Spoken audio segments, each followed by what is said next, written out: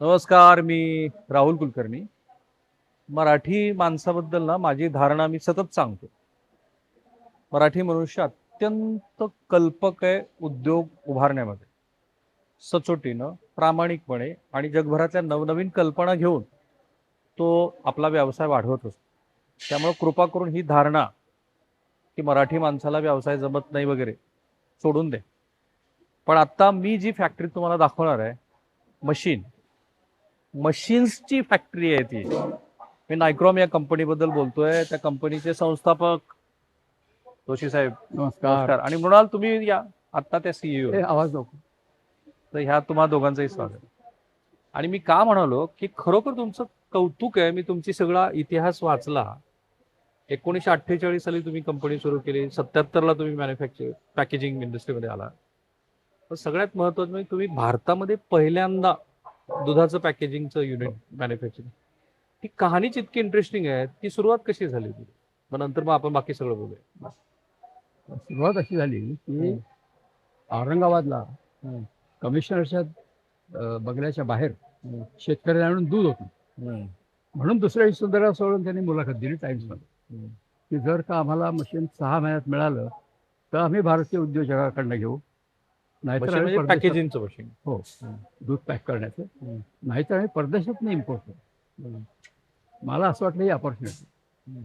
म्हणून लगेच दुसऱ्या दिवशी मी मुंबईला गेलो, सुंदररावांच्या सेक्रेटरीला भेटलो. त्याला मी एक्सप्लेन केलं आम्ही काय काय करतो, कुठली कुठली मशीन्स केली. त्यांनी त्या स्टेनोला बोलावलं आणि 4 वेळचं मला पत्र दिलं की if you manufacture a machine and try it in one of our dairies for 1 month you will buy many more machines. ही केव्हाची गोष्ट आहे? ही 77 सालची. त्यावेळेस पॅकेजिंग कोणाला माहीत नव्हतं. पण सणक आली, निजर जसं म्हणतो तसं ते झालं की सणक आली, गेलो, झालं मशीन 6 महिन्यात झालं. आणि बँक ऑफ महाराष्ट्र आमच्या मागे उभी राहिली. आमच्याकडे 2.5 लाखाचं कर्ज हे मागितलं. भारतात पहिल्यांदा दुधाचं पॅकेजिंग पाऊच मध्ये जे होतं ते तुम्ही ते मशीन मा- आणि ते 1,500 वगैरे तेव्हा हा, तेवढं तासाला लहान 1,500. लहान होतं. तर प्रोटोटाईप होतं साधं. म्हणजे अक्षरशः आजच्या भाषेबरोबर जुगाड मशीन. तेवढंच एक मशीन आम्ही केलं. बाकी सगळी आता जशी तुम्हाला दिसत आहेत तशी मशीन. मी आम्हाला एवढंच प्रूव्ह करायचं होतं की yes we can do it. आणि हे जे त्यांचं वी कॅन डू इट आहे ना, त्यानंतर आता म्हणाल तुम्ही मला सांगा, त्या सीईओ आहेत. हे तुमची किती युनिट्स जगभरात आतापर्यंत सेल आउट झाली? आतापर्यंत जवळपास 11,000 मशीन्स 50 पेक्षा जास्ती कंट्रीजमध्ये आहेत. मुख्य अर्थात 70% सेल आमचा डोमेस्टिक आहे भारतामध्ये, पण जवळजवळ 30% विक्री आमची परदेशात होते. ज्याच्यामध्ये मुख्य म्हणजे आफ्रिकन कॉन्टिनेंट, वेस्ट एशिया, त्याच्यानंतर इंडियन सबकॉन्टिनेंट अर्थात बांगलादेश हा एक मोठी एक्सपोर्ट आहे आमचा. नेपाळ, श्रीलंका, रशियामध्ये काही प्रमाणात एक्सपोर्ट आहे. आणि अर्थातच काही मशीन्स आम्ही अमेरिका, ऑस्ट्रेलिया, कॅनडा आणि युरोपमध्ये थोडीफार अशी मशीन्स आमची जातात. राईट. आणि त्यांच्या एका मशीनची अगदी प्राथमिक मशीन त्यांचं 15-16 लाखापासून ते साधारण आता आम्ही एक पूर्ण एंड ऑफ लाईन इक्विपमेंट दिलं, म्हणजे प्रायमरी मशीन पर्यंत, पॅलेटायझिंग पर्यंत. तर ते आमचं जवळजवळ 12 कोटी. हा, त्याचा हा शेवटचा भाग आहे. राईट. हे काय मशीन आहे आता? सो हे मशीन आम्ही दिलंय एका पावडर साठी, आणि ज्याच्यामध्ये 200 ग्रॅमचा पाऊच जाणार. ते पॅक होणार आमच्याच मशीनवर. 200 ग्रॅम पावडर, मग ती जाणार एका छोट्या कार्टन मध्ये, 8 पाउचेस एका कार्टन मध्ये. मग ती 8 पाउचेस हे एक मॅट्रिक्स बनवून ते केस मध्ये जाणार. आणि मग ती केस, सो ते केस पॅकिंग युनिट आहे. आणि केस पॅकिंग नंतर हे पॅलेटायझिंग आहे. आणि त्याच्यामध्ये चेकवेअर्स आहेत, एक्सरेज आहेत, अशी वेगवेगळी मशीन्स पण आहेत जी आम्ही पूर्ण इंटिग्रेट करतो. आणि आता ही मशीन जाणार कुठे? हे अबुधाबीला जाणार. अबुधाबीला. आता हा जो जोशी साहेब तुमचा प्रवास आहे, एवढा विस्तारित प्रवास, ती तर काही एका दिवसाची सुरुवात नाहीये. नाही, आणि एकटेची सुद्धा नाही. अनेक लोक बरोबर घेऊन केलेले. एक जसं टीमवर्क म्हणतो ना, तसं आमचं त्यावेळेस झालं. माझ्याबरोबर माझा एक पार्टनर होता, परासवे म्हणून. गुप्ते म्हणून आणखीन एक आमचा इंजिनियर होता. अनगळ म्हणून एक डिझायनर होता. असं 5-6 जण आम्ही दिसून ते मशीन कसं करायचं, त्याचं पहिल्यांदा लॉजिक ठरवलं की पॉलिथिन कुठनं येणार, ते कसं बंद करायचं, ते सील कुठे होणार, दूध कसं आणायचं, हे सगळं लॉजिक कुठलंही मशीन करताना पहिल्यांदा त्याचं लॉजिक मिळतं, द पर्पज काय याचा, आणि मग पुढलं काम. पण अशी हे टीमवर्क आहे सगळं. हे काय एकट्याचं काम नाही, पण कल्पना डोक्यातून येते आणि आमचं सहकारी ती पुढे येतात. मग ते पहिल्या मशीन नंतर बाजारपेठ हळूहळू तुम्ही ताब्यात घेतली, कारण आज तुम्ही भारतातले वन ऑफ द पायोनियर आहात. पायनियर आहे, परंतु त्यावेळेला थोडंसं national dairy development board doctor Kurien यांचं आमचं नाही झालं, नाही पटलं नाही त्यावेळेला. बरं. एकतर बॅग बंधून पैसे न्यायची आम्हाला सवय नाही, आणि त्यांच्या डोक्यात होतं 1500 फ्रेंच मशीन्स इथे आणायची आणि 2 वर्ष पुढे इतकं प्लास्टिक, असं कॉन्ट्रॅक्ट त्यांचं होतं. त्याला आम्ही खो घातला, तो इम्पोर्ट लायसन्स इम्पोर्ट बंद करून घातला. त्याच्यामुळे नॅचरली दिन असलं त्याचं. आता हे जे आपण ज्या युनिटमध्ये आहोत, इथे मेनली काय करतो आपण? इथे पूर्ण एंड ऑफ लाईन म्हणजे इंटिग्रेटेड सिस्टम्स आम्ही ज्याला म्हणतो, की कारण नायट्रोमनी जी सुरुवात केली ती फॉर्मफिल सील मशीन पासून केली. सो व्हर्टिकल फॉर्मफिल सील मशीन हा जो एक त्यातला भाग आहे तो कोर आहे कंपनीचा. ही कोर टेक्नॉलॉजी आहे, जी दुधाचं मशीन आपण म्हणतो. तशीच त्याच्यानंतर पावडरची मशीन्स केली, पावडर भरायची. त्याच्यानंतर ग्रेन्स भरायची मशीन्स केली. तर ती पाऊच जेव्हा मशीन मधनं बाहेर येतं, त्याच्यानंतर ते ट्रक पर्यंत कसं नेणार, त्याचं पूर्ण मधलं जे सेकंडरी पॅकेजिंग आहे, टर्शरी पॅकेजिंग आहे, ह्या सगळ्या ज्या लाईन्स आहेत त्या आम्ही आता ह्या शेडमध्ये करतो. ओके. त्याच्यामध्ये कस्टमरची नीड अंडरस्टँड करायला लागते. त्याचा पेन पॉइंट असतो की मशीन मधनं तुम्ही आता मशीन जे आता हे म्हणतात की आपण 1500 पाउचेस तासाला जे मशीन केलं, त्याच्यापासून आता आम्ही 15,000 पाऊच तासाला इथपर्यंत मजल मारली. किंवा आता आपली मसाल्याची 15,000 पाऊच एका तासाला. सो त्याच्यापासनं किंवा आता ही जी मशीन मसाल्याचे छोटे सॅशेस आहेत, ते 100 ते 110 पाउचेस पर मिनिट असं पॅकिंग होतं. सो एवढ्या मोठ्या प्रमाणात जेव्हा आपण त्याचं उत्पादन करतो, तेव्हा ते हाताळायला पण लागतं. त्याचं सेकंडरी पॅकेजिंग, टर्शरी पॅकेजिंग असं करून ते जेव्हा, आणि प्रोडक्शन मध्ये कसं असतं की त्यांना ते स्टोअर करून फारसं ठेवायचं नसतं. ते प्रोडक्शन केलं की लगेच ट्रक भरून बाहेर पाठवायचं असतं. आणि मग हे जेव्हा तुम्ही मॅन्युअली करता तेव्हा खूप रिस्ट्रिक्शन येतं. आणि आता हळूहळू आपल्यालाही माहिती आहे, भारतात एवढी मोठी ग्रोथ आहे, सगळ्यांचेच प्रोडक्शन कॅपॅसिटीज वाढतात, त्यामुळे त्यांना ऑटोमेशनची जरुरी आहे. ह्या सगळ्या पॅकेजिंग नंतरचं जे सगळं प्रक्रिया आहे त्याच्यासाठी, म्हणून त्याच्यासाठी आम्ही सगळे डेव्हलपमेंट चालू केली. हे काय मशीन आहे? सो हे नायक्रोमचा फ्लॅगशिप म्हणता येईल. सो हा मल्टी हेड वेअर आहे. सो मल्टी हेड वेअर हे इतके वर्ष जॅपनीज, काही युरोपियन कंपन्या, नाही तर चायनीज यांची मक्तेदारी होती. सो आय थिंक अभिमानाने सांगू शकते की हे भारतातलं पहिलं multi head machine, multi head weigher आहे हा. तो भारतात पहिल्यांदा. मल्टी हेड वेअर म्हणजे कुठलाही फ्री फ्लोईंग प्रॉडक्ट जो असतो, म्हणजे आपले चिप्स म्हणा, नमकीन म्हणा, ग्रेन्स म्हणा, सीड्स म्हणा, हे जे फ्री फ्लोईंग ग्रॅन्युलर प्रॉडक्ट्स असतात, तर ते पॅक करण्यासाठी आधी त्याचं वजन करणं महत्वाचं असतं. सपोज 100 ग्रॅम आपल्याला भरायचं असेल, तर ते 100 ग्रॅम इतकं अचूक वजन, कारण कसं आहे की जेव्हा तुम्ही 100 किलो पॅक करता किंवा तुम्ही 1000 किलो पॅक करता, त्याच्यात अॅक्युरसी येणं महत्वाचं आहे. निगेटिव्ह वेट तर देऊ नाही शकत, कारण कंप्लायन्सेस आहेत. पण पॉझिटिव्ह वेट जर जास्ती केलं तर तो लॉस आहे. तर तो लॉस कंट्रोल करण्यासाठी तुम्ही जितकं अॅक्युरेट वेट देऊ शकाल तितकं फूड मॅन्युफॅक्चरर्सचा तो फोकस असतो. आणि त्याच्यासाठी हे मशीन याच्यामध्ये अॅक्युरसी खूप चांगली आहे हम्म. आणि 100 कमीत कमी 100 ग्राम्स मिनिटाला हे मशीन देऊ शकतो. तर हे 15 हेड जे आहे त्यातले दी बेस्ट जे आहेत हा ज्यांची 14 accuracy- head ओके, 14 head. आहे. हा. आता फॉर एक्झाम्पल हम्म. की आपल्याला 100 ग्रॅम भरायचंय हम्म. तर हे 14ही हेड 10-10 ग्रॅम प्रत्येक वजन करणार हम्म. आणि त्यातले बेस्ट 10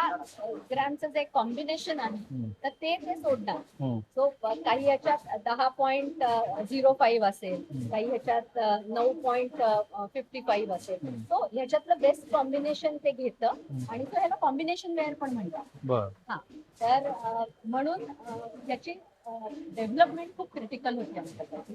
पण मग हे फक्त परदेशी तंत्रज्ञान होतं जे आता इथे आपण इंडिजिनियसली पूर्णपणे आम्ही इथे डेव्हलप केलेलं आहे. पण अशा इंडिजिनियस गोष्टी तुम्ही गेल्या 77 ते 2026 पर्यंत किती केल्या की ज्या फार खूप केले. खूप हे मराठी माणसाचं हे कर्तृत्व असं सांगताना मलाच फार अभिमानासारखं होतं. हा.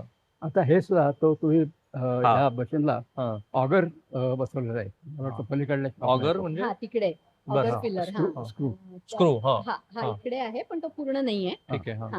हा पलीकडच्या शॉप मध्ये बघायला मिळेल. त्या ऑगरच्या 125 रेसिपीज 15 वर्षापूर्वी होत्या. आता आणखीन त्याची वाढल्या हो असतील. आता जवळजवळ 500च्या वर रेसिपीज असतील. म्हणजे प्रत्येक सो ऑगर फिलर हा जो फिलर आहे हम्म. पॅकेजिंग मशीन म्हणजे काय आहे, हा बॅगर आहे पण हम्म. त्याच्यामध्ये जो प्रॉडक्ट भरला जातो तो अचूक वजनाचा पाहिजे हम्म. आणि तो त्या स्पीडला भरला गेला पाहिजे म्हणून फिलर पण तेवढाच महत्वाचा आहे.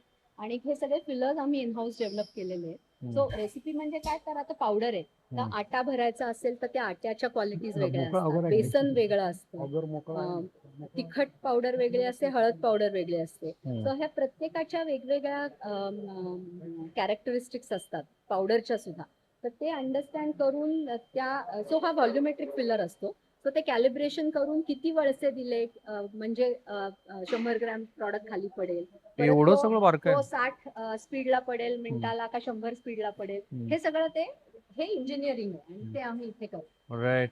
आणि यांची मोठी टीम आहे R&D मध्ये किती लोक आहेत आता? R&D आणि इंजिनिअरिंग जवळजवळ 35 लोकांची टीम आहे. आणि एकूण किती लोक आपल्याकडे सध्या? आता जवळजवळ 230 ते 250 लोक आमच्याकडे.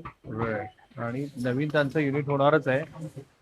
साधारणपणे 180 कोटी पर्यंतची उलाढाल असलेली ही कंपनी आहे.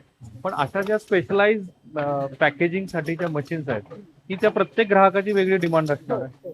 ही पहिल्यांदा आपल्याकडे येते. सो आमचं प्रोसेस अशी आहे की कस्टमरची रिक्वायरमेंट असते की आमचे जवळजवळ 8 सिटीज मध्ये भारतातल्या शहरांमध्ये सेल्सचे ऑफिसेस आहेत. सो आमचे सेल्सचे लोक पण कस्टमरच्या जवळ आहेत आणि त्यांच्याकडे ती रिक्वायरमेंट येते मग ते डिस्कस करून त्यांना जे बेस्ट सुटेबल आमच्याकडचं मशीन आहे ते सजेस्ट करतात आणि मग त्याच्यातनं त्यांच्या प्रॉडक्टचा अभ्यास करतो. आमच्याकडे एक प्रॉडक्ट आणि फिल्म टेस्टिंग लॅब सुद्धा आहे. जो प्रॉडक्ट आम्हाला भरायचा आहे मशीन मध्ये त्याचं टेस्टिंग होतं. ज्या फिल्मवर तो भरायचा आहे ज्या फिल्म मधनं ते पाऊच भरणार आहे त्या फिल्मचं पण टेस्टिंग केलं जातं. राईट. असं करून आम्ही बेस्ट सुटेबल प्रॉडक्ट कस्टमरला देतो. राईट. पण जोशी साहेब तुम्ही एक गोष्ट विसरलात. हे रेकॉर्डिंग सुरू व्हायच्या आधी टाटा टी बद्दल तुम्ही एक मला कहाणी सांगितली. हो. ते भारतामध्ये पहिल्यांदा दूध पाऊच तयार करणारं मशीन आणि जे आता डस्ट आणि मोठे ग्रॅन्युल्स वाले चहा मिळतो तेही पॅकेजिंग ह्यांचंच आहे. बरोबर. तर ती कहाणी काय? ती कहाणी अशी आहे की त्यावेळेला आम्ही खूप लहान होतो. म्हणून मग आमची मशीन कंपनी लहान होती. हा कंपनी लहान होती म्हणून मग आम्ही व्होल्टासकडे एजन्सी दिली आणि ते मग सगळीकडे हिंडून ऑर्डर जमा करायचे. पण त्यांना मशीनची माहिती नसायची. त्यांनी कस्टमर शोधला की आम्हाला फोन करायचा. मग मी जायचो, एक्सप्लेन करायचो, मशीन त्यांच्या रिक्वायरमेंट द्यायचो, परत द्यायचो. तशी टाटाकडे ते गेले, तिथे मी गेलो कोचिंगला आणि डिस्कस केल्यानंतर त्यांनी ऑर्डर दिली. ती कशाची ऑर्डर? चहा भरायची. मग पुण्याला आलो. पुण्यात ते सगळं टाटाने रॉ आयडिया तुमच्यासमोर ठेवली की आम्हाला चहा भरायचा आहे, त्याच्यासाठीच एक पॅकेजिंगची मशीन तुम्ही तयार करू. आणि मग डबा भरून चहा पण आणला आणि तो इथे ट्रायल केल्या आणि तो भरला आणि मग त्यांना मशीन पाठवलं. एक मशीन. ही केव्हाची गोष्ट आहे? ही 1986. एका मशीनवरती टाटाने मार्केटमध्ये पाऊस टाकलं आणि 7% चहाचं मार्केट टाटाने कॅप्चर केलं. आणि मग टाटाची सगळी मशीन आता आमचीच आहेत. मुन्नारला आमची सगळी मशीन्स आहेत. त्यांच्या वेगवेगळ्या गार्डन्समध्ये आमची मशीन्स आहेत. आसाममध्ये तिथून चहा पॅक करून ही टाटाची गोष्ट झाली. पण त्या टाटाच्या एका पाऊचमुळे मी ब्रुकबॉन्डकडे जात होतो, त्याच्या आधी नेस्लेकडे जातो, कोणी काही सांगत नव्हतं. टाटाचं पाऊच आल्याबरोबर ब्रुकबॉन्डचा फोन आला, लिप्टनचा फोन आला, कलकत्त्यातनं आणखीन 2 चहावाल्यांचा फोन आला, सुरू झालं. त्याही अर्थाने तुम्ही पायोनियर. हो, त्याही अर्थाने. आता ते मृणाल आपल्याला सांगते त्यांच्या इंटरनॅशनल आणि डोमेस्टिक जे काही ग्राहकांची यादी आहे तितकी मोठी आहे, ती सगळी सांगत बसणंही मुश्किल आहे. पण नेस्ले आहे, हो, सो मल्टीनॅशनल कंपनीज तर सगळ्या आहेत. हिंदुस्तान लिव्हर आहे, नेस्ले आहे, त्याच्यानंतर मॉन्डेलीज आहे, ITC सारखी मोठी भारतीय कंपनी आमचा कस्टमर आहे. पतंजलीकडे आमची मशीन्स आहेत. त्याच्यानंतर प्रायव्हेट डेअरी अमूलकडे आमची मशीन्स आहेत. म्हणजे डेअरीमध्ये बोलायचं झालं तर कॉपरेटिव्ह ऑलमोस्ट सगळ्या डेअरीजमध्ये आमची मशीन्स आहेत. अमूलकडे मशीन्स आहेत. साऊथ इंडियामध्ये हॅटसन म्हणून एक मोठी दूधजन्य पदार्थ तयार करतात. मिल्की मिस्टकडे आमची मशीन्स आहेत. सो चितळ्यांच्याकडे आमची मशीन्स आहेत. सो अशा आणि किती व्हर्टिकल्स मध्ये आपण हे करतो दूध? सो फूड नॉन फूड आणि फार्मा असे 3 व्हर्टिकल्स आहेत आमचे. सो फूड मध्ये लिक्विड आणि सॉलिड. लिक्विड मध्ये दूध, तेल, म्हणजे इनफॅक्ट आपण जे मगाशी बोलत होतो की पहिली मशीन तर नायक्रोम तेल भरायचं, तेल पाऊच मध्ये पॅक करायचं पहिलं मशीन नायक्रोमनी केलं. त्याच्यानंतर जे टाटा टीचं म्हणतात दुधाचं ते दुधाचं मशीन, चहाचं पण तुमचं, चहाचा वेअर पहिल्यांदा केला. सो अशी पहिली फर्स्ट टाइम म्हणायचं तर अशी खूप यादी मोठी आहे.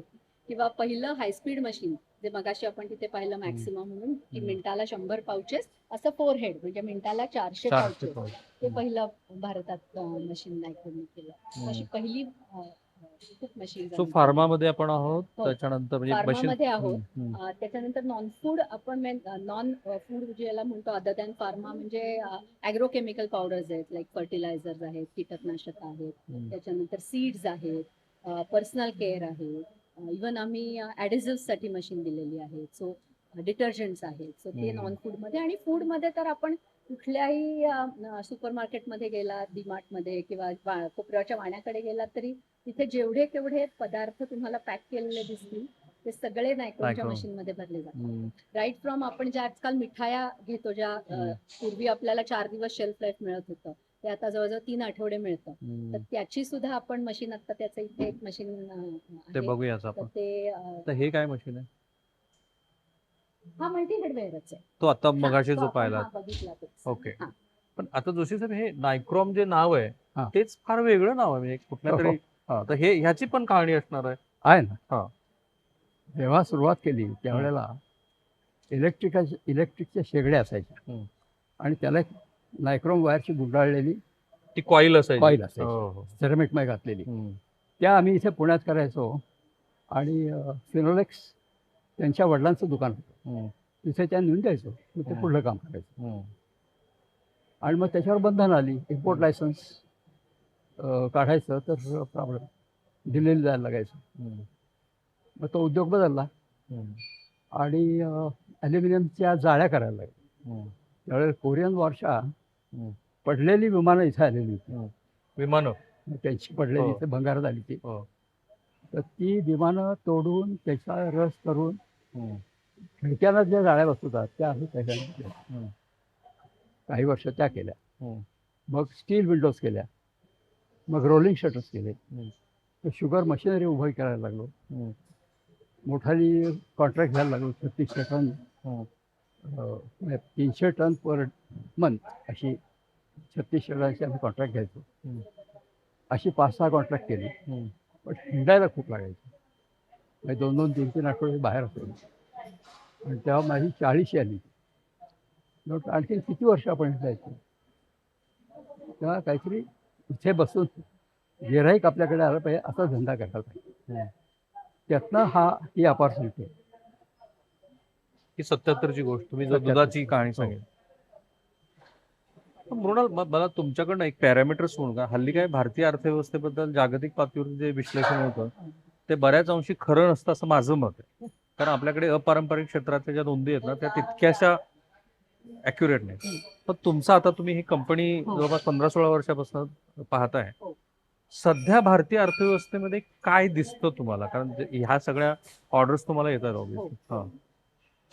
भारतीय अर्थव्यवस्था मला असं वाटतं की it's on a completely growth trajectory. बरं. म्हणजे माझा पूर्ण विश्वास आहे की पुढची 50 वर्ष भारताची आहेत वाह! आणि त्याची सुरुवात आता झालेली आहे. हं. म्हणजे तुम्हाला एक माझा अनुभव सांगते की मी हं. जेव्हा 10 वर्षापूर्वी पहिल्यांदी एका इंटरनॅशनल एक्झिबिशन मध्ये गेले होते. आम्ही एक मशीन पण ठेवलं होतं, पण कुठेतरी मला असं वाटायचं की आपली क्वालिटी एवढी चांगली नाही बरं. आणि थोडासा एक इन्फिरियरिटी कॉम्प्लेक्स आपण म्हणतो ना तसा होता.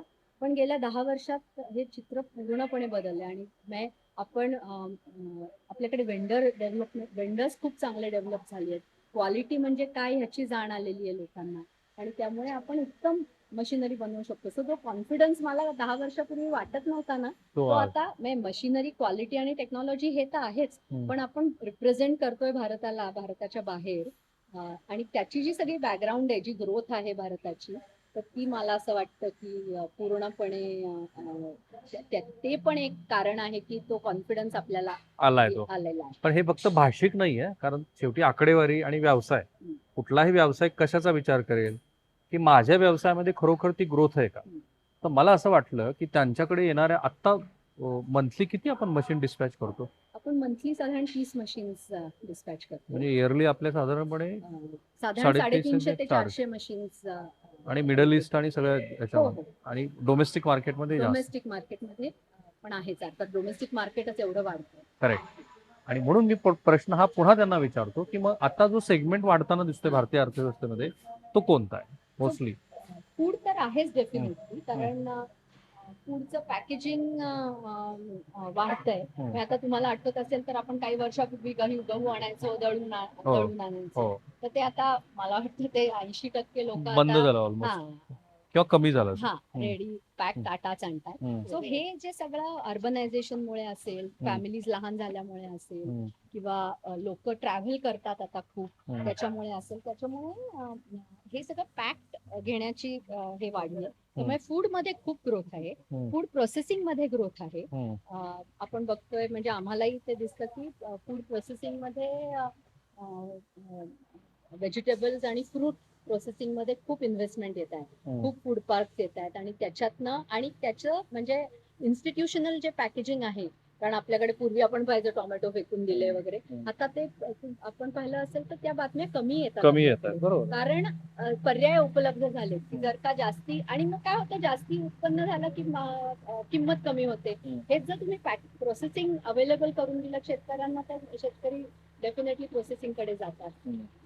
जसं तांदूळाचं झालंय की तांदूळ आपण एवढा पिकवतो, पण ते एक्सपोर्ट किती होतो, म्हणजे आमचे कितीतरी कस्टमर्स हरियाणामध्ये सोनेपत ती तर बेल्ट कहाणी मध्ये आहेत. सांगाच की तुम्ही. हो, त्यांचा हो. एक कस्टमर आहे हरियाणातला. हा. तर हरियाणात आमचा एक कस्टमर आहे जो भारतातला सगळ्यात मोठा एक्सपोर्टर आहे बासमती तांदळाचा. तांदूळाचा. ओके. हा. आणि तो आमची प्रायमरी मशीन्स बरेच वर्ष आहेत.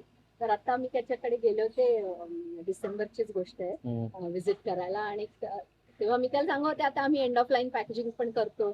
तर तो म्हणला नाही आम्ही आता एका इटलीकडनं मशीन घेतली. नाही, कोटेशन घेतलंय. हा. त्यांनी मला व्हिडिओ पण दाखवला. तर मी त्यांना म्हणलं थांबा माझे व्हिडिओ दाखवते. म्हणून आम्ही तोपर्यंत आम्ही केस पॅकिंग करत नव्हतो.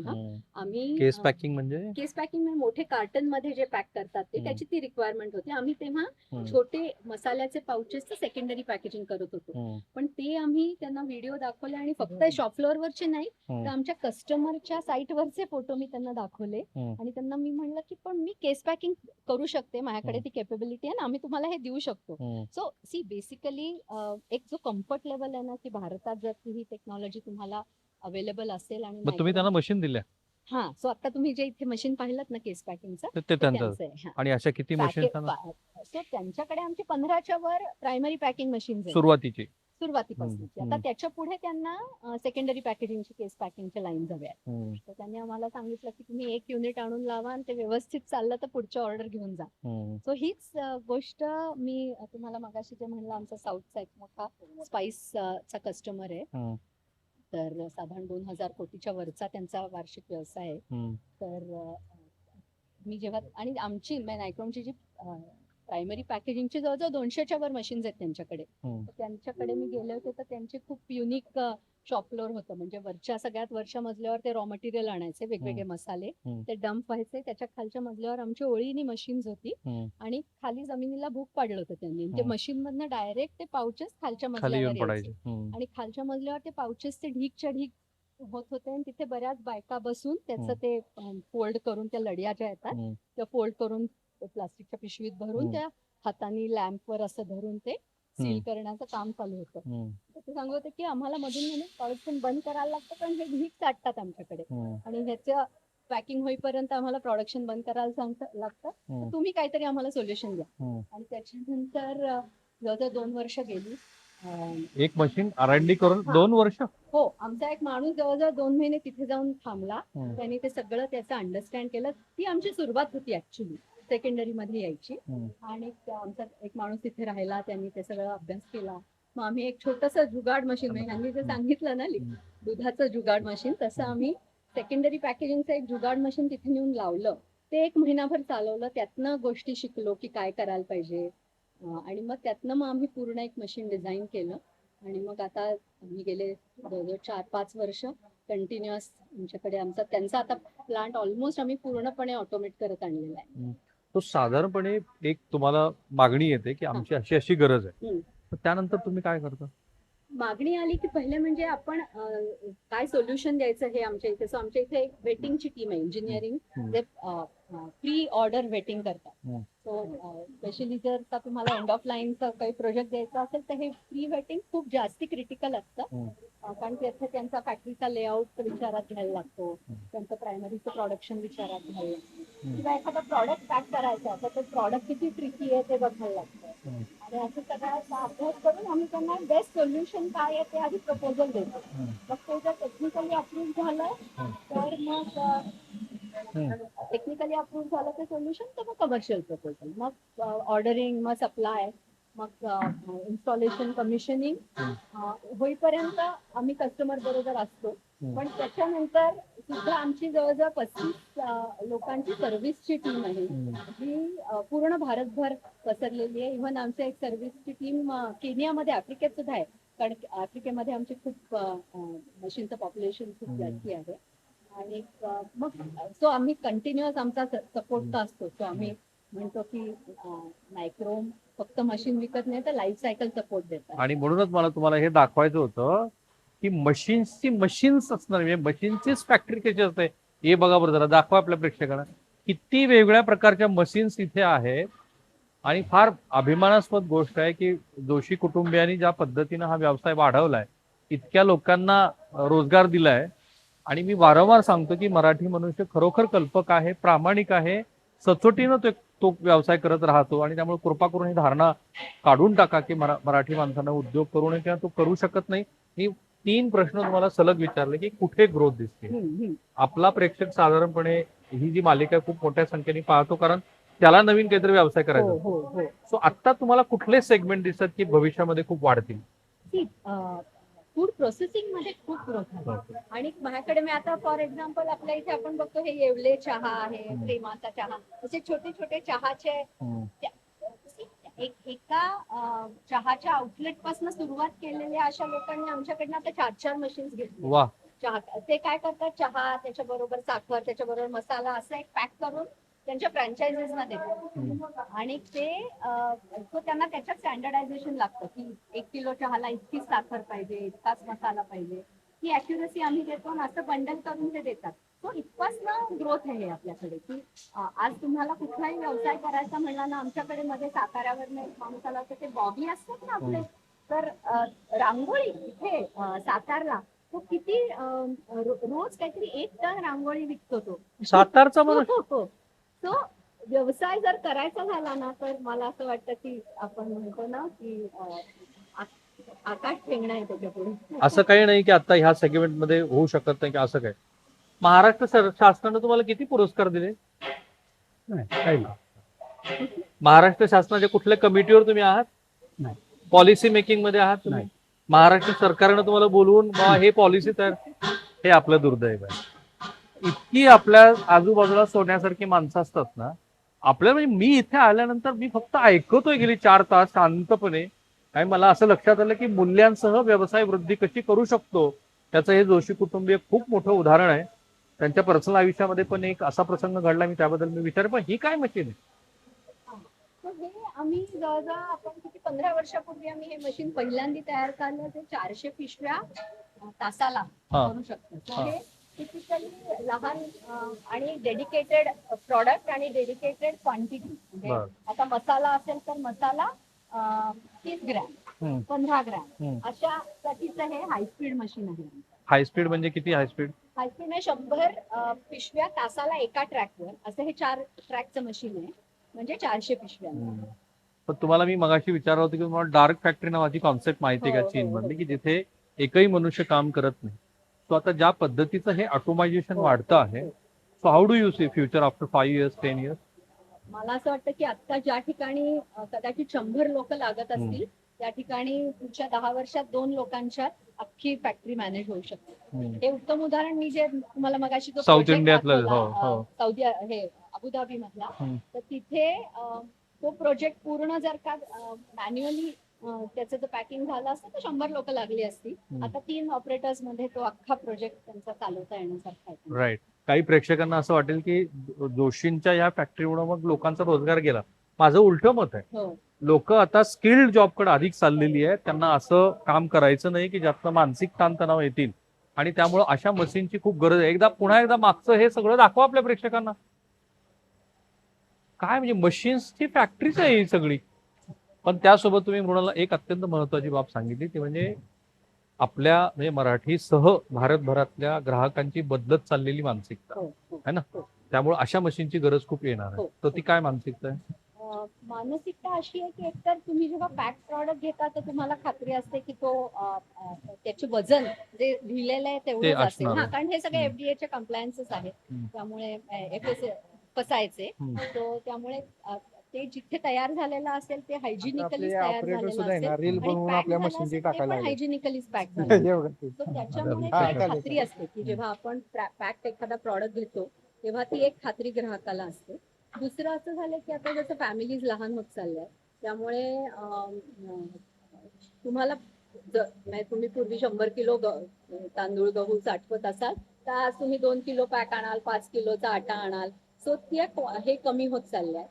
मायग्रंट लेबर आहे, स्टुडंट्स आहेत जे घरापासून लांब राहतात, छोट्या फॅमिलीज आहेत, वर्किंग पार्टनर्स आहेत, म्हणजे नवरा बायको दोघंही काम करतात. सो आता घरी आपल्याला, पूर्वी आपण मसाले घरी कुटत होतो किंवा अशा काही काही गोष्टी आपण घरी करत होतो, तर ते आता कमी होत चाललंय. आणि त्याच्यामुळे मला असं वाटतं की ही पॅकेजिंगची नीड सोसायटीमध्ये वाढत चालली आहे. पण आणखीन एक तुम्ही ऍस्पिरेशन लोकांचं खूप आहे त्याला. करेक्ट. सो कसं असतं की आता लॅक्मेचा शॅम्पू आहे suppose, किंवा याचा किसानचं किंवा याचं मॅगीचं केचप आहे. तर ते केचप तुम्हाला 1 किलो घ्यायचं झालं किंवा 500 ग्रॅमचा शॅम्पू घ्यायचा झाला तर 200-250 रुपये आपल्याला लागतात. तर नाही. हा. 200-250 रुपयाची एक बॉटल घ्यायला लागते. ती सगळ्यांना परवडतं असं नाही ना. तर त्याच्यामुळे पण ऍस्पिरेशन काय आहे की मला हेड अँड शोल्डरने शॅम्पू वापरायचा आहे. हा, तर मग मी एक 10 रुपयाची पुडी आणली आणि ती वापरेल, आणि मग तेवढे मला परवडत आहेत आज 10 रुपये. परत पुढच्या आठवड्यात जाऊन मी एक 10 रुपयाची ती पुडी आणली. सो हे जे ऍस्पिरेशन आहे ना, किंवा आता फॉर एक्झाम्पल मला कुठल्या तरी चांगल्या ब्रँडचा आयटीसीचा स्पाइस वापरायचा आहे, पण मी 1 किलो नाही परवडू शकत आहे, पण मला आयटीसीचाच किंवा आता टाटा संपन्नाचाच मला Product वापरायचं. पण मग मी तो छोट्या प्रमाणात आज मला परवडू शकतो, तो मी आणू शकतो. सो आय थिंक हे पॅकेजिंग हे क्वांटिटीज आता एसकेयूज म्हणतात त्याला, राईट. ते छोटे होत चालले. पण मग आता जशी ग्राहकांची मानसिकता बदलली, तशीच मानसिकता ह्या ज्यांना मशीन्स हवे आहेत हो. त्या डिमांड प्रमाणे बदल. तर हो. त्याच्यात काय बदल ओव्हर द पिरियड ऑफ? त्याच्यामध्ये त्यांना आता हाय स्पीड मशीनची जरुरी पडायला लागली आहे. कारण एक सपोज 60 स्पीडचं 1 किलो आटाचं मशीन आहे, हम्म. पण तोच किंवा 1 किलो स्पाइसचं मशीन 60 स्पीड मिनिटाला आहे. पण तोच तुम्ही आता ती पुडी जर 100 ग्रॅमची केली किंवा 10 ग्रॅमची केली तर तुम्हाला प्रोडक्शन वाढवायला लागणार आहे आणि त्याच्यासाठी हाय स्पीड मशीन आता पाहिजे. तशी डिमांड जास्त वाढली अशी आहे. डिमांड वाढली आहे. त्यामुळे आता आमचाही ह्याच्या पुढचा जो प्रवास आहे तो ह्या हाय स्पीड मशीन कडे मल्टीलेन किती हाय स्पीड असू शकते आता? सांगते तुम्हाला. आता आम्ही एक डिस्कशन करतोय ते जवळजवळ 1200 पाउचेस पर मिनिट. 1200? हा. त्या बुलेट ट्रेनच्या गतीसारखं झालं ते. 12 लेनचं मशीन असेल ते हा. आणि 100 स्पीड पर लेन पर मिनिट. तुम्ही आता सगळे मल्टीनॅशनल ब्रँड सांगितले, हो. पण महाराष्ट्रातल्या माणसाला मराठी ब्रँड सांगा बरं. चितळे चितळे. पुणेरी लोकांना हा. आणि आता अर्थात चितळे फक्त पुण्यात राहिलेले नाही. हा, चितळे तर झालेच, हो, पण हो. हा गोकुळ आहे, गोकुळ आहे, सोनाई आहे. त्याच्यानंतर सोनाई, गोविंद आहे, हा. त्याच्यानंतर कात्रज मध्ये आमची मशीन आहे. So, असे बरेच आता हे झाले आम्ही- डेअरी मधले. हो, हा. इव्हन आता पुण्यात जवळ आम्ही एक चॉकलेट पेस्ट साठी एक इंटरनॅशनल कंपनी आहे ती, पण चॉकलेट पेस्ट भरायला आम्ही एक खूप स्पेशलाइज मशीन त्यांना दिलं आहे. सो असे पुण्यात पण खूप आणि महाराष्ट्रात तर आहेतच. जालना आणि औरंगाबाद साईडला सीड्स साठी आमची खूप मशीन्स आहेत. सीड्स म्हणजे आपलं बी बियाणांसाठी. बी बियाणे. जोशी साहेब, तुम्हाला 2 प्रश्न आहेत, फार महत्वाचे आहेत. एक, तुमचा मला अनुभव सांगा, तुम्हाला ऑर्डर मिळाली होती. हा. आणि नंतर मात्र मला तुम्हाला मूल्य तुमच्याकडनं विचारून घेत, ती कहाणी सांगा, कारण फार लवकर हातोत्साहित होऊन जातो आपण. ऑर्डर मिळाली कशाची ऑर्डर होती ती? की चॉकलेट पावडर भरायची. कंपनीचं नाव सांगत नाही. नाही, नको ना सांगा. आणि संध्याकाळी ती ऑर्डर फायनलाइज झाली. हँडशेक झाला. उद्या सकाळी चेक आणि ऑर्डर असं घेऊन जा. तुमच्या मशीन साठीची ऑर्डर फिक्स झाली. ठीक आहे. आणि ती कशाची मशीन होती म्हणाला? चॉकलेट पावडर भरायची. ओके. आणि दुसऱ्या सकाळी ती ऑर्डर मिळणार होती. दुसऱ्या दिवशी सकाळी ज्यांनी मला ऑर्डर दिली म्हणजे देणार होता त्याचा फोन आला पुण्यात की जोशी साहेब, आय एम सॉरी, तुमची ऑर्डर पोहोचली. ती दुसऱ्या कंपनीची. ही मल्टीनॅशनल होती ती मल्टीनॅशनल होती. हा. इतकी मोठी कंपनी. मोठी कंपनी. म्हणजे जोशींच्या वरती विश्वास नव्हता, त्या मोठ्या कंपनीवरती. हा. हा. हा, हा. ते गेलं त्यांच्याकडे. हा. ते मशीन चाललं नाही. मग ते मशीन त्यांना परत गेलं आणि 4 मशीनची ऑर्डर मला मिळाली. पण ही वर्षभरानंतर झालेली कहाणी ना. साधारणपणे 6 महिन्यानंतर. मग 6 महिने ही कंपनी ते मशीन चालू करायला धडपडत होती. 6 महिन्यात ते मशीन चाललं नाही म्हणून ते मशीन परत केलं. मग मला ऑर्डर मिळाली. देतानाच थोडी 4 मशीन मिळाली. वा. आता माझा दुसरा फार महत्वाचा प्रश्न, व्यवसायामध्ये यशस्वी होण्यासाठी काय करायला पाहिजे? फॅशन पाहिजे. नेहमीच प्रत्येक उद्योजक मला हे सांगतो, पोटात आग असायला पाहिजे की हे मी करणार म्हणजे करणार. शेंडी तुटून येतं परंतु. आणि मग अशा अवस्थेमध्ये अपयश येण्याची शक्यता किती? अशा अवस्थेत तुम्ही असाल तर अपयश येत नाही. संपलं. याच्यापेक्षा मोठं विद्यापीठच नाहीये. हा. पण लोक अयशस्वी व्यवसायामध्ये होतात ते मुख्यत्वे कशामुळे होतात? माझ्या माहितीतले 2 जण समजले. माझा स्वतःचा काका हा मार्केटिंगमुळे गेला. त्यांनी किती साली 51-52 साली बॅटरी बनवली. आपली बॅटरी सेल असते ती बनवली. त्याचं नाव ब्राईट बॅटरी. आणि एस्ट्रेला आणि एव्हररेडी या 2 बॅटरी सेल राज्य करतो. त्यांनी त्या केल्या, कोणाला तरी दिल्या विकायला. दुसऱ्या दिवशी त्या एक्स्ट्राला आणि यांनी सगळ्या दुकानदारांना दम दिला की ह्या बॅटरी तुमच्या दुकानात दिसल्या तर तुम्हाला आमच्या बॅटरी मिळणार नाही. धंदा बंद झाला. लॉस झाला. तो विचारा लाटण चोरवाला नोकरी करायला. हा मार्केटिंगचा एक भाग झाला. मार्केट आणखी लोक जे अयशस्वी होतात आयुष्यात बिझनेस मध्ये, त्याचं कारण असं की बहुतेक लोक हे जो पैसा आपल्याला मिळतो तो आपला स्वतःचा आहे असं मानतात. मग माझ्या व्यवसायातला पैसा माझा नाहीये. नाही, हा. तुमच्या कामगारांचा आहे, तुमच्या सप्लायर्सचा आहे, सरकारचा आहे, सरकारी टॅक्स भरायचा असतो. हे सगळं केल्यानंतर जो पैसा उरतो तो उरतो. क्या बात आहे सर, हे तर मी कुठेच नव्हतं ऐकलं. आणि खरोखर बरं का, म्हणजे मी नेहमी म्हणतो की हे जे अनुभवाचे बोल आहेत ना तेच खरं पाठ्यपुस्तक आहे, तोच खरा ग्रंथ आहे. तुम्ही पहिल्यांदा सांगितलं महाराष्ट्राला की तुम्हाला मिळणारा तुमच्या व्यवसायातला पैसा तुमचा नाही, तो तुमच्या कामगाराचा आहे, तो शासनाचा आहे, सामान्य लोकांचा आहे. आहे नाही, खरं आहे, तीच गोष्ट खरी आहे. नाही, माझ्या डोळ्यासमोर अशा कंपन्या बुडलेल्या पाहिजे. आता आपण फक्त एकच करूया, कारण इतक्या मशीन्स तिथे दिसत आहेत. इथेच तुम्ही उभा राहून मला सांगा ही मशीन कोणती, ही मशीन कोणती बरं. ते आता ह्या मशीन्स कुठल्या आहेत? तिकडेच राहू द्या कॅमेरा. ही कुठली मशीन आहे? सब्जेक्ट वेअर आहे. हा, तर हा साधारण 1 किलोला 50 ते 60च्या स्पीडला चालतो. बर. तर जास्ती करून साखर हम्म. किंवा ग्रेन्स आपले म्हणजे डाळी झाल्या, तांदूळ झाले, अशा गोष्टींसाठी किंवा इव्हन सीड यांच्यासाठी बी बियाणं त्याच्यासाठी हा वेअर आपण. आणि ही काय मशीन आहे मग? ही डबल हेड मशीन आहे. ही छोटी सॅशेचं मशीन आहे. तर हे आता स्पाइससाठी बांधतोय आम्ही. ओके. आणि ही मशीन काय म्हणते? तर ही पण त्यांचीच मशीन आहे. So, त्या एकाच कंपनीकडनं आम्हाला एकदम 5 मशीनची ऑर्डर आहे.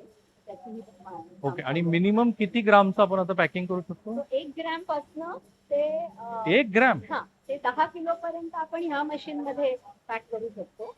पण मगाशी आपण पाहिलं एक बल्क फिलिंग मशीन, ज्याच्यामध्ये 25 ते 50 किलो पावडर किंवा ग्रॅन्युलर प्रॉडक्ट म्हणजे डाळी किंवा साखर याचं जे बल्क पॅकिंग होतं ना, ते सुद्धा आपण करतो. राईट.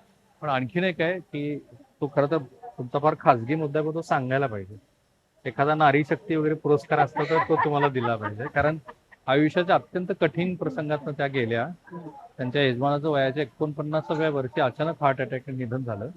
आणि ही कंपनी तुमच्या वडिलांच्या सह तुम्ही आता सांभाळली. पण सुरुवातीला तुम्ही म्हणाल त्याची काहीही तुम्हाला, तुम्ही काही इंजिनिअरिंग बॅकग्राऊंड नाही? माझं इंजिनिअरिंग बॅकग्राऊंड नाही. मी व्यवसायात पूर्णपणे नव्हते. मी कम्युनिकेशन, ब्रँडिंग आणि ही केव्हाची गोष्ट, कुठल्या वर्षातली?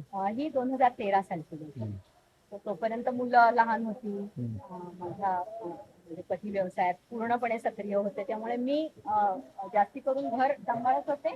आणि मला मार्केटिंग आणि कम्युनिकेशन या विषयात रस असल्यामुळे आणि अर्थात हरीशनी म्हणजे माझ्या पतीने मला त्याच्यामध्ये प्रोत्साहन दिल्यामुळे मी तेही काम बघत होते, पण पार्ट टाइम म्हणूनच बघत होते. हरीश गेला म्हणजे खूपच अचानक नाही, आमच्यावर मोठं संकटच होतं अख्ख्या कुटुंबावर आणि आमच्या कंपनीवर सुद्धा, कारण तो एकटा सगळं पुढे नेत होता. हळूहळू बाबा पण रिटायर होते. आणि पण ते झाल्यावर त्यांचा विचार अर्थातच लगेचच चालू झालं होतं पुढे काय आहे.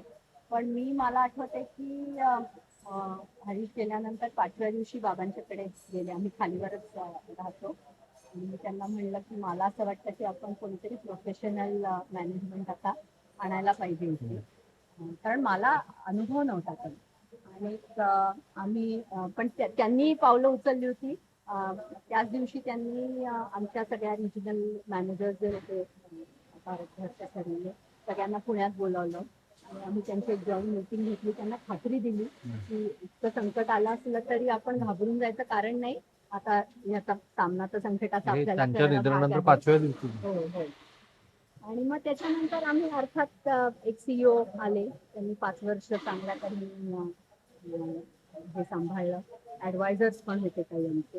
आणि पण ती 5 वर्ष मात्र मला चांगलं शिकता आलं. म्हणजे मी पूर्णपणे म्हणजे आपण म्हणतो ना कम्फर्ट झोनच्या बाहेर यायचं. मी 2-2 महिने फॅक्टरीला यायची पण नाही. आले तर उन्हाने मला पित्त व्हायचं. असं करून मी आठवड्यातनं 3दा दिवसभर फॅक्टरीला यायला लागले, ऑफिसला जायला लागले. त्याच्यानंतर मी आमच्या सगळ्या कस्टमर्सकडे गेले.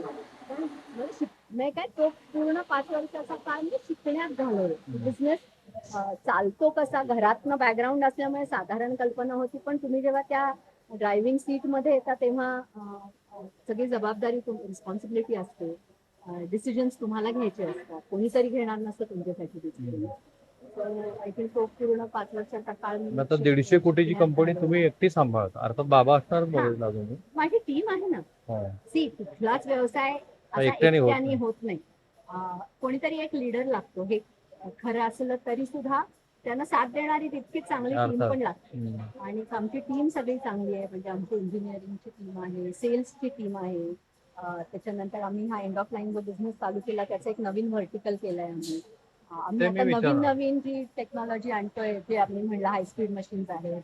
फार्माचा आमचा आम्हाला बिझनेस वाढवायचा आहे. आणि आता आम्ही प्रिडॉमिनंटली फूडमध्ये आहोत आणि फार्माचं आमचं पर्सेंटेज कमी आहे बिझनेसचं, पण ते वाढवायचं आहे आम्हाला. तर हे सगळ्या कल्पना आहेत, त्याच्यासाठी टीम तर बिल्ड करायला लागते. राईट. आणि त्या टीमचं महत्व मी नेहमी ज्यांचं मूल्यांकन त्याच्यावरती करतो की त्या कंपनीमध्ये किती जुना कर्मचारी आहे. तर त्यांच्या सेल्स टीम्स मध्ये साधारणपणे 20-25 वर्षापासूनचे लोक आहेत.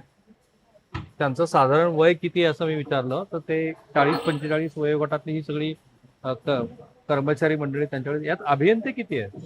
जवळजवळ 35. 35 अभियंते. आणि R&Dच्या टीम मध्ये किती? R&D आणि इंजिनिअरिंग, नाही कस्टमर इंजिनिअरिंग ज्याला आम्ही म्हणतो, ऑर्डर आली की त्याच्यावर काम करणारे, असं मिळून साधारण 35 ते 40 ची इंजिनिअरिंगची टीम आहे. आणि काही प्रेक्षक म्हणतील की मुली नाही दिसल्या इथे. हो, ते म्हणजे मला म्हणजे खरंच मुलगी- असं वाईट वाटतं की महिला एक लीड करते. आमच्याकडे आहेत, महिला आहेत, पण त्या जास्ती करून sales support, marketing, HR, finance किंवा इंजिनिअरिंगचा सपोर्ट अशामध्ये आहेत. पण शॉप फ्लोअरवर अजून तरी मुली नाही आहेत, कारण अशी मुली आपल्याकडे इंजिनिअरिंग खूप करतायत, पण Mostly जास्त IT करून आणि IT मध्ये जाताना दिसतात. शॉप फ्लोअरवर अजून एवढ्या दिसत नाही. पुण्याहून मुली यायला तयार नसतात, कारण एक दिवसभर एंगेज झालं कुटुंबापासून दूर जाणं इतकं सोपं नाहीये अजून आपल्याकडे मुलींना.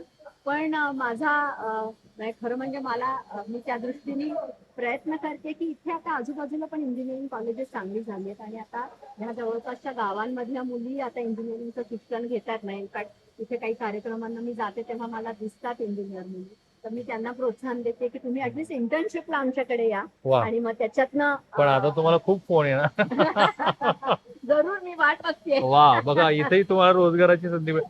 पण बऱ्याचशा अँसलरीज आहेत तुमच्या. तुम्ही इथे फक्त असेंबल करता का तुम्ही त्यांना असं म्हणालात की तुम्हीच सुरू करा आता व्यवसाय? अशा किती अँसलरीज आहेत?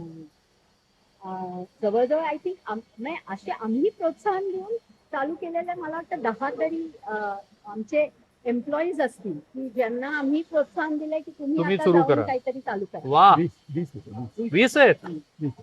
तर त्यांनी इथून जाऊन स्वतःच्या फॅक्टरीत सुरू केलं. आणि आम्ही त्यांच्याकडनं घेतो पण. हे कल्चरच फार भारी आहे. आता फ्युचर प्लॅन काय आहेत? फ्युचर प्लॅन मी जसं म्हणलं तसं आम्हाला फार्मामध्ये जायचं. फार्मासाठी खूप हाय क्वालिटीची, हाय प्रिसिजनची मशीन्स लागतात. त्याचे कंप्लायन्सेस पण वेगळे आहेत. तर ते आम्ही आता चालू करतोय. फार्माची मशीन, फार्मामध्ये आम्हाला वाढवायचं आहे. हाय स्पीड मशीन्स आम्हाला आणायची, जी फूडमध्ये किंवा ह्याच्यामध्ये पर्सनल केअरमध्ये आम्हाला बिझनेस वाढवायचा आहे. आपलं व्हिम झालं, डिटर्जंट झाले, तर त्याच्यासाठी काही मशिनरी वेगळ्या प्रकारच्या लागतात. तर त्या आम्ही आता डेव्हलपमेंट आमची चालू आहे. आणि अर्थातच एंड ऑफ लाईन बिझनेस जो मी आता म्हणलं की इंटिग्रेटेड पूर्ण एंड टू एंड पॅकेजिंग, ह्या स्पेस मध्ये आम्हाला अजून आमचं काम वाढवायचं. आणि तुमची कन्या पण आता तर माझी मुलगी बिझनेस मध्ये आली आहे. मला असं वाटतं की ती तिसरी पिढी आहे. 1, 2 आणि 3 तसेही तुमच्या मामापासून ती सुरू झालेली हो, परंपरा. म्हणलं तर चौथी पिढी आहे. झाली. कुटुंबाची चौथ्या पिढीचा हा व्यवसाय. पॅकेजिंग मधली पहिली पिढी. हा, तुम्ही पहिले, मग कन्या आणि गुणाल, आणि माझी त्यानंतर मुलगी, त्यांची मैथिली. मैथिली. तो जो आमचा एंड ऑफ लाईनचा जो व्हर्टिकल आहे तो ती बघते. जोशी साहेब, गव्हर्नमेंट, कारण दरवेळेला मी हा प्रश्न आवर्जून विचारतो, शासन प्रयत्न करतही असेल सिंगल विंडो सिस्टम वगैरे, पण तरी तुम्हाला वाटतं की काही गोष्टी आहेत ज्या अजून सुधारणं फार गरजेचं आहे पॉलिसी म्हणून? एक तर काय आहे, GST झाला हे आपल्यासाठी फार मोठी गोष्ट आहे. आज सुद्धा सेंट्रल सेल्स टॅक्सचे 2.5 कोटी रुपये आमचे बिलकुल पडले. हो, ते मिळालेलं नाही तेव्हा. त्यातून मिळाले. पण GST झाल्यामुळे आमचा कॅश फ्लो कॅश फ्लो सुधारला, कारण सगळे पैसे एकच राहिले.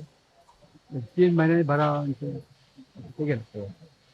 आता गव्हर्नमेंटने आणखीन काही करायला पाहिजे का, तर एक्सपोर्टच्या ज्या फॅसिलिटीज आहेत त्या आणखीन वाढवायला पाहिजे. ओके. त्याच्यावरचा डॉलरमधला इन्सेंटिव्ह आता आणखीन द्यायला पाहिजे. तर आता काही गोष्टी आपण इम्पोर्ट करतो, इम्पोर्ट केल्यानंतर या मशीन नाही चालत. तर तो कुठेतरी तो बॅलन्स एक यायला पाहिजे, तो अजून येत नाही. तर तो एक त्यांनी करायचा. बाकी मग तो काय गव्हर्नमेंट, आम्ही गव्हर्नमेंट शिवाय इतके वर्ष काम केलं. मग 90च्या आधी मी तुम्हाला म्हटल्याप्रमाणे government was our end customer, आणि पगाराला पैसे यायचे तर प्रॉब्लेम होतो. घरातले पैसे काढायचे, इकडचे काढायचे, मित्रांच्याकडे मागायचे, असं करून पगार व्हायचा. आज ना ते झालेलं नाही. आज प्रायव्हेट इंडस्ट्री आल्यामुळे 90% पैसे लगेच मशीन डिस्पॅचच्या आधीच नाही. वा. त्यामुळे तो भाग आता राहिला नाही. बँकेकडनं कर्ज आम्हाला लागत नाही आता. बँक दर 3 महिन्यांनी सांगते की 30 लाख तरी घ्या जरा. मग आम्ही घेतो आणि पहिल्या आठवड्यात सगळं पेड टाकतो. त्यांचं एक बॅलन्स राहत. नाही, आणि बाकीच्या फॅसिलिटीज आम्हाला लागतात. म्हणजे बँक गॅरंटीज लागतात, LC उघडायला लागते, या सगळ्या गोष्टी करायलाच लागतात. त्यामुळे बँक हाताशी असायलाच पाहिजे, आणि ती देखील सरकारीच असायला पाहिजे. पण त्याच्यापेक्षा जास्ती आम्ही काय मागत. म्हणजे मी ज्या वेळेला सुरुवात केली त्यावेळेस 7.5% बँकेचे इंटरेस्ट होतं. आणि ज्या वेळेला हरीश आला त्यावेळेला 18%. तुमचे जावई आणि त्यावेळेला आमच्यावर कर्जही खूप, त्या हळूहळू कमी झालं. आता हा कॅम्पस 8 एकरचा कॅम्पस. हा 8%. आता काही लोकांना तुमचं आहेत, मला वाटतं वेबसाईट आहे, काही जणांना कॉन्टॅक्ट करायचा असतो, तर साधारणपणे ते कसं संपर्क साधू शकतात? सो आमचा एक नंबर आहे जो आमच्या सगळ्या कस्टमर्स कडे पण असतो, पण कधीही सर्व्हिस कॉल करायचा असेल तर तो नंबर आमच्या तुम्हाला आता तो पाठ आहे? हा, नाही. ओके, ठीक आहे. वेबसाईट वरती. हा, वेबसाईट वर आहे किंवा आमच्या नायट्रोम हे केलं तर तो येईल असं. So तसा कॉन्टॅक्ट करू शकता, किंवा फॅक्टरीमध्ये कधी आलात तरी आम्ही शाळांना, कॉलेजेसना इथे बोलवतो, त्यांच्या स्टुडंट्सना फॅक्टरीला. वा, हे बघण्यासाठी? हो हो अरे वा. ईमेल आयडी आहे कोणाचा जो आपण त्याच्यावरती हे हो करू? हो, आमचं मार्केटिंग @nichrome.com ईमेल आयडी आहे, तर तिथे तुम्ही संपर्क साधू शकता, किंवा corpoff.nichrome.com हा एक. Thank you so much sir. फार वेगळ्या पद्धतीचा हा अनुभव आहे मला, आणि मला खात्री आहे की प्रेक्षकांना पण हा खूपच वेगळा असा अनुभव आला असेल. कारण मशीन्सचीच फॅक्टरी आपण कधी पाहिलेली नसते. मला वाटतं की बऱ्याच आपल्या स्वतःच्या धारणा या निमित्ताने बदलल्या असतील, सुधारल्या असतील. संधी आहे. भारतीय अर्थव्यवस्था खूप वेगाने वाढते. 150 कोटी लोक, आता नवीन येईलच आपल्याकडची जनगणना नंतर कळेल, 150 कोटी लोक पैकी 100 कोटी लोकांनी जरी रोज काही केलं तरी सुद्धा ह्या अर्थव्यवस्थेला गती नाही. हे लक्षात घेऊन या मालिकेचा प्रत्येक भाग आम्ही बनवतोय. आजच्या या भागाबद्दल तुमचं काय मत आहे ते जरूर कळवा. या व्हिडिओच्या कमेंट बॉक्समध्ये टाका. म्हणजे काही महत्वाचे मुद्दे असतील तर तुम्हाला दोघांकडे मी ते जरूर पोहोचेन. Thank you so much. थांबूया.